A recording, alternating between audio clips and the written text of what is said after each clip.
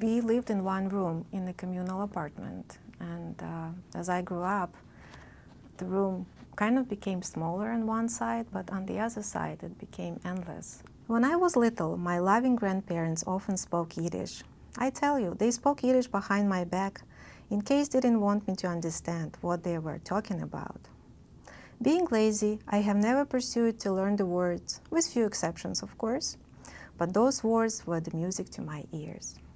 By then I learned one hard-to-pronounce word, garnished, and the word, I think, applied to me very well. I learned garnished. I came out of this hidden, full of Yiddish language world of my grandparents with nothing. What kind of brain was I? I was definitely not a Yiddish cop. I was a quetch, as Grandma called me for a while. Not very fast thinking kind of person. Altogether, a Zochenwei, as Grandma would conclude. But Yiddish, this wonderful musical language ever, was a big part of my childhood security. I felt safe listening them with my back, marveling Grandma and Grandpa voices and the language itself. I miss hearing it behind my back.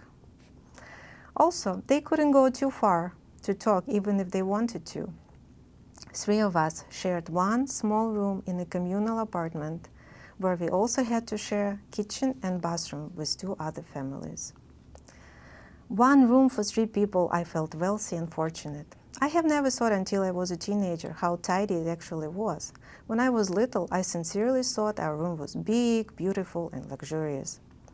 It was cozy though. I enjoyed being in our room, in our insane communal apartment, as long as I didn't have to go outside the room.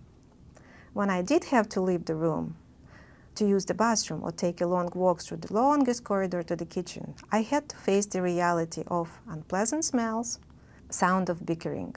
I would have to say hello to Balabusta, the evil neighbor who ruled the place, which I often refused, causing more tension in the air.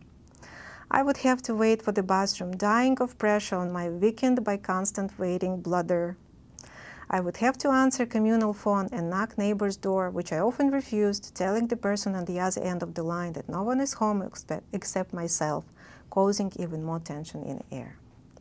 Our room was small, about 20 by 20 feet, where 3 people sleep, eat, live. There was a bookcase, a servant or china cabinet, which held a good tea service that my grandpa gave my grandma for our silver wedding anniversary. There was a wardrobe, a bed, a couch, a convertible chair, my desk that converted to a sewing machine desk, and a dining table with chairs. How we could fit all that furniture and ourselves in the room is still a mystery to me, but there we were. Some books on the bookshelf were Shalom Aleichem, Shalom Esh, Avsei Dries, Elijah Zheshkova, also Russian, Kuprin, Korolenko, and Leon Feuchtwanger. At night, when darkness fell slowly, our room appeared endless to me. At a time like that, I would sit deep in the armchair under the pleasant shadowy yellow light of the floor lamp and look around the room, squinting my eyes for better effect.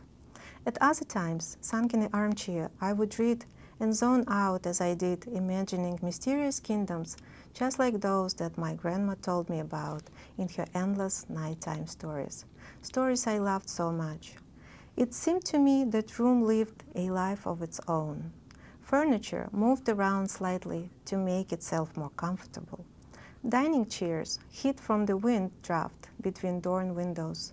The wardrobe lazily moved its shoulders, trying to close the shelves because someone left it open and vulnerable.